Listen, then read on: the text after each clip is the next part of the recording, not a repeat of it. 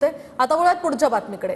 धनंजय मुंडेंचा राजीनामा घेतला जात नाही तोपर्यंत आंदोलन करणार असं यावेळी म्हटलेलं आहे दमानी यांनी।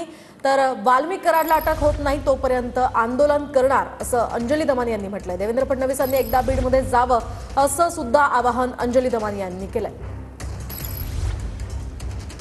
आपल्यासोबत अंजली दमानी आहेत, सामाजिक कार्यकर्ता, बोलण्याकरता। ताई, तुम्ही सुद्धा 28 तारखेला बीडमध्ये जाणार आहात आणि संतोष देशमुख यांच्या कुटुंबियांना न्याय मिळण्याकरता तुम्ही त्या आंदोलनात सहभागी होणार आहात। आताच्या घटकेला मला असं तिथून जेव्हा मी पत्रकारांशी बोलायचे, लोकांशी बोलायचे, तर हळूहळू कळत गेलं की तिथली परिस्थिती अतिशय गंभीर होतीये।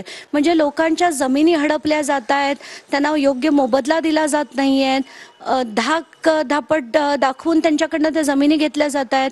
तर मला असं कुठेतरी वाटतंय की हे जे एक्स्टॉर्शन रॅकेट तिकडे चाललंय आणि राजकारणाचं जे गुंडगिरी त्यांनी जी सुरू केली आहे ती कुठेतरी थांबायला हवी।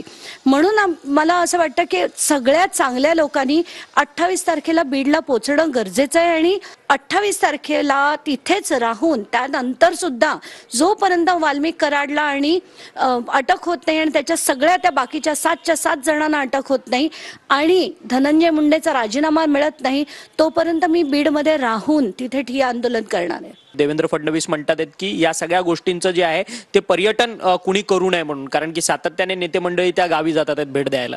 मला वाटतं आता फडणवीसांना झालंय काय हाच प्रश्न मला खरंच पडतोय, कारण खरं तर राज्याचे मुख्यमंत्री आणि गृहमंत्री असताना त्यांनी त्या परिवाराला फोन करून धीर द्यायला हवा होता आणि पर्यटन करू नये। तर मी तर त्यांना म्हणेन की तुम्ही एकदा बीडला पर्यटन म्हणून जा आणि तिथे बघा तिथली परिस्थिती काय आहे, तिथल्या लोकांशी बोला, किती दहशत आहे आणि तुमचे जे मित्र झालेले धनंजय मुंडे आहेत ते तिथे काय थैमान घालतायत हे तुम्हाला कळेल आणि तुमचे डोळे उघडतील। म्हणून पर्यटन म्हणून तरी तुम्ही तिथे जा अशी मला त्यांना कळकळीची विनंती करायची आहे।